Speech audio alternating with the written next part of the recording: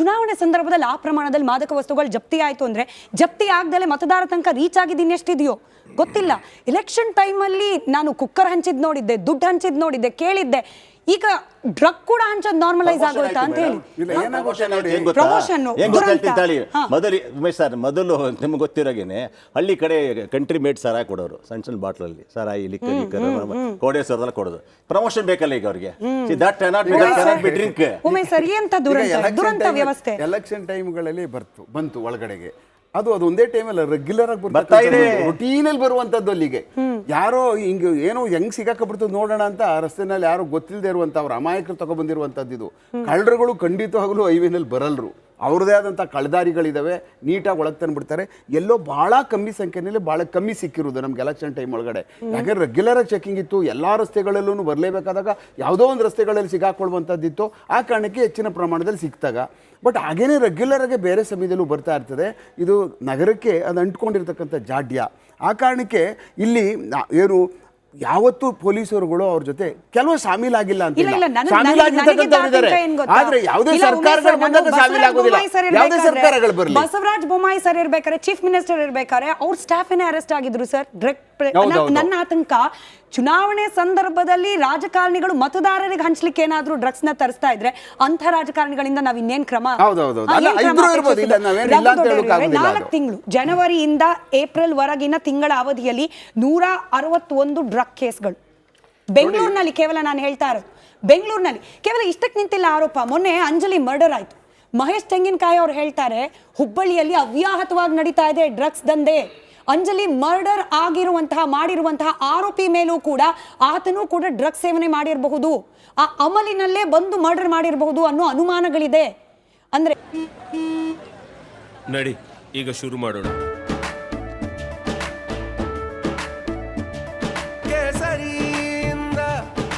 ಮನೋಲ್ಲಾಸ ಮನಸ್ಸು ಮತ್ತೇರಿ ಕುಣಿದಾಡಿದೆ ನೋಡು, ಮನಸ್ಸು ಮತ್ತೇರಿ ಕುಣಿದಾಡಿದೆ ನೋಡು.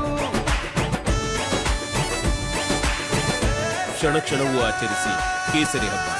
ವಿಮಲ್ ಬಾಯಲ್ಲಿ ಹೇಳಿ ಕೇಸರಿ.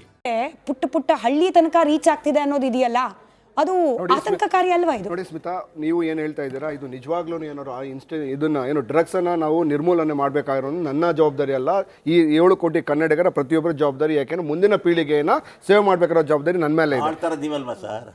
ಒಂದು ನಿಮಿಷ ಇರಿ ಸರ್, ಮಾತಾಡೋಣ ಪ್ಲೀಸ್. ಆಯ್ತು sir, please weight, please weight, patience. So ಹಾಗಾಗಿ ಈಗೇನು ನಮ್ಮ ಮಹೇಶ್ ತೆಂಗಿನಕಾಯಿ ಅವರು ಏನು ಹೇಳಿದ್ದಾರೆ, ಹುಬ್ಳಿನಲ್ಲಿ ಮೆಜಾರಿಟಿ ಅಧಿಕಾರ ನಡೆಸಿರೋರು ಯಾರು? ನಿನ್ನೆ ರೇವ್ ಪಾರ್ಟಿ ನಡೆದಿರ್ತಕ್ಕಂಥ MLA ಯಾರು, ನಡೆದಿರ್ತಕ್ಕಂಥ ಕ್ಷೇತ್ರದ MLA ಯಾರು? ಅಂದ್ರೆ ಬಿಜೆಪಿ MLA ನೇರಾಗಿ ಇಂಡ್ಯೂಸ್ ಆಗಿದ್ದಾರಾ?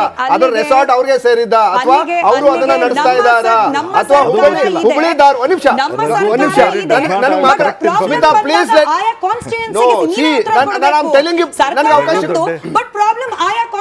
ಒಂದ್ ನಿಮಿಷ, ನಾನು ಅದನ್ನೆಲ್ಲ ಹೇಳ್ತಾ ಇರೋದು. ನೋಡಿ, ನೀವು ನಾನು ಏನು ಕೇಳ್ತಾ ಇದ್ದೀನಿ ಅಂತಂದ್ರೆ, ಸರಿಸುಮಾರು 58,000 ಕೇಸ್ಗಳನ್ನ ಬೆಂಗಳೂರಲ್ಲಿ 2022 ರಿಜಿಸ್ಟರ್ ಆಗಿದೆ. ಇದು ನನ್ನ ಡೇಟಾ ಅಲ್ಲ, NCRB ರೆಕಾರ್ಡ್ ಪ್ರಕಾರ ಬೆಂಗಳೂರಿನಲ್ಲಿ ರಿಜಿಸ್ಟರ್ ಆಗಿರೋದು. 2023ರಲ್ಲಿ 67,000 ಆಗಿದೆ. ಸೊ ಹಾಗಾಗಿ ನಾನೇನು ಕೇಳ್ತಿದ್ದೀನಿ ಅಂತಂದ್ರೆ, ಕೇವಲ ರಾಜಕೀಯ ಲಾಭಕ್ಕೋಸ್ಕರ ಕೇವಲ ರಾಜಕೀಯ ದ್ವೇಷಕ್ಕೋಸ್ಕರ ಅಥವಾ ಕೇವಲ ರಾಜಕೀಯ ಮಾತಾಡಬೇಕು ಅಂತ ಹೇಳಕ್ ಹೋಗಿ ಯಾವುದೋ ಒಂದು ಸ್ಟೇಟ್ಮೆಂಟ್ ಕೊಡೋದಲ್ಲ. ನಿಮ್ಮ ಸರ್ಕಾರದ ಸಮಯ, ನಮ್ಮ ಸರ್ಕಾರ ಬಂದ ನಂತರ ಈ ಡ್ರಗ್ಸ್ ಕೇಸ್ಗಳಾಗ್ಲಿ, ಗಲಾಟೆಗಳಾಗ್ಲಿ, ದೊಂಬಿಗಳಾಗ್ಲಿ, ಕೋಮು ಗಲಭೆಗಳಾಗಿ ಕಮ್ಮಿ ಆಗಿದೆ. ಅದನ್ನ ಕೇವಲ ರಾಜಕೀಯವನ್ನು ಅನುಕೂಲ ಪಡೆಯೋದಕ್ಕೋಸ್ಕರ ಮುಂದಿನ ಈಗಾಗಲೇ 2028 ಈಗಲೇ ಶುರು ಮಾಡಿದ್ದಾರೆ. ಅವ್ರಿಗೆ ಯಾವತ್ತೂ ಡೆವಲಪ್ಮೆಂಟ್. ಬಿಜೆಪಿ ಅವರು ಲಾಸ್ಟ್ 30 ಸೆಕೆಂಡ್ ನೋಡಿ, ಬಿಜೆಪಿ ಅವರು ಯಾವಾಗ್ಲೂ ಅಭಿವೃದ್ಧಿ ಪೂರ್ವಕವಾದಂತಹ ಚರ್ಚೆ ನಡೆಸಿ ಚುನಾವಣೆ ಗೆಲ್ಲ ಸಾಮರ್ಥ್ಯ ಇಲ್ಲ. ಹಾಗಾಗಿ ಏನ್ ಮಾಡ್ತಾರೆ, ಯಾವಾಗ್ಲೂ ಈ ರೀತಿಯ ಕೋಮು ಗಲಭೆಗಳನ್ನ, ಜಗಳವನ್ನ ತಂದಿಟ್ಟು ಈಗಾಗಲೇ 2028 ಚುನಾವಣೆಯ ಪ್ರಿಪರೇಷನ್ ಈಗಲೇ ಶುರು ಮಾಡಿದ್ದಾರೆ. ಏನು ಬೆಂಗಳೂರಲ್ಲ, ಏನು ಫೇಕ್ ಡೇಟಾಗಳನ್ನ, ಫೇಕ್ ಮಾಹಿತಿಯನ್ನು ಎಲ್ಲರಿಗೂ ಹಂಚಿ ಈ ರೀತಿ ಹೇಗಾದ್ರೂ ಮಾಡಿ ಗಲಭೆಯನ್ನು ಸೃಷ್ಟಿ ಮಾಡಬೇಕು ಅಂತ ಹೇಳಿ ಈಗ ಪೂಂಜಾ ಅವರನ್ನ ಏನು ಅರೆಸ್ಟ್ ಮಾಡಿದ್ದಾರೆ. ನೀವೇ ಹೇಳಿ ಬಿಜೆಪಿ ಅವರು ಪೋಸ್ಟರ್ ಗಮನಿಸ್ತಿದ್ದೀರಲ್ಲ, ಕೇವಲ ರಾಜಕೀಯ ಉದ್ದೇಶಕ್ಕೆ ಬಿಜೆಪಿ ಹಿಂಗೇನಾದ್ರು ಮಾಡಿತ್ತು ಅಂತ ನಮ್ಮ ಸರ್ಕಾರ ಬಂದ ನಂತರ ನಾವು ಯಾವುದೇ ಡ್ರಗ್ ಕೇಸ್ಗಳನ್ನ ಕಂಟ್ರೋಲ್ ಮಾಡಿದ್ವಿ, ಅಲೋ ಮಾಡೇ ಇಲ್ಲ ನಾವು. ಖಂಡಿತವಾಗ್ಲೂ ಈಗ ಸ್ಮಿತಾ. 43,000 ಆಕ್ಸಿಡೆಂಟ್ಸ್ ಆಗಿದೆ ಕರ್ನಾಟಕದಲ್ಲಿ. 11,000 ನಿಮಗೆ ಸ್ಟ್ಯಾಟಿಸ್ಟಿಕ್ಸ್ ಕೇಳಿದ್ರೆ ಭಯ ಆಗುತ್ತೆ. ಅಂದ್ರೆ ಬಿಜೆಪಿ ಸರ್ಕಾರ ಅನಾಚಾರವನ್ನ ನೀವು ಮಾಡಿದಂತ 4 ವರ್ಷದ ಕೊಳೆಯನ್ನ ತೊಳಿತಾ ಇದ್ದೀವಿ. ಕರ್ನಾಟಕವನ್ನ ಕ್ಲೀನ್ ಮಾಡೇ ಮಾಡ್ತೀವಿ.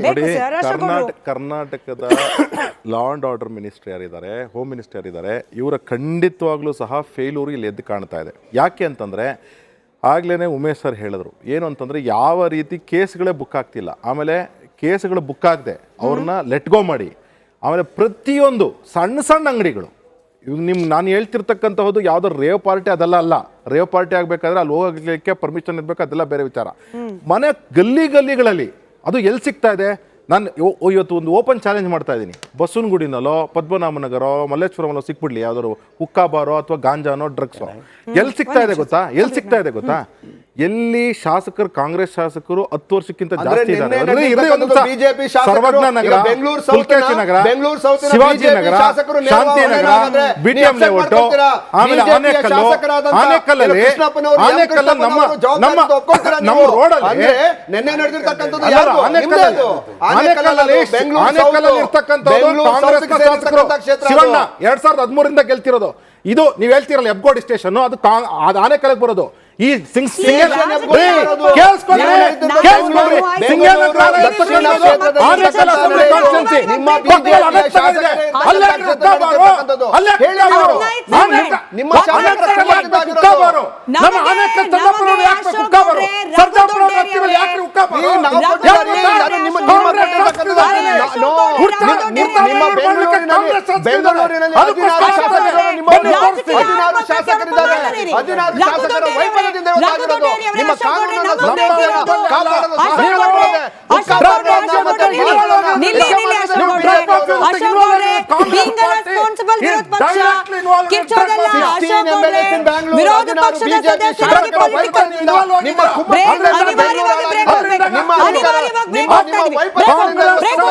ಉಮೇಶ್ ಸರ್, ಮತ್ತೆ ಈ ಪೊಲಿಟಿಕಲ್ ರಿಯಾಕ್ಷನ್ ತಗೊಳ್ಳೋಕೆ ಮುಂಚೆ ರಾಜಕೀಯ ನಾಯಕರು, ಅದರಲ್ಲೂ ಚುನಾಯಿತ ಜನಪ್ರತಿನಿಧಿಗಳ ಪಾತ್ರ ಎಷ್ಟರ ಮಟ್ಟಿಗೆ ಇಂಪಾರ್ಟೆಂಟ್ ಆಗುತ್ತೆ ಸರ್, ಅದರಲ್ಲೂ ruling party to control these kind of activities? ನೋಡಿ, ಮಿಡ್ಲ್ ಕ್ಲಾಸ್ ಏರಿಯಾಗಳು ಎಲ್ಲಿರ್ತದೋ, ಒಂದು ಸ್ಲಮ್ ಏರಿಯಾಗಳು ಎಲ್ಲಿರ್ತದೋ ಅಲ್ಲಿ ಭಾಳ ಏನು ಕೆನಬೀಸ್, ಏನು ಗಾಂಜಾ ಅನ್ನುವಂಥದ್ದು ಓಡಾಡ್ತದೆ.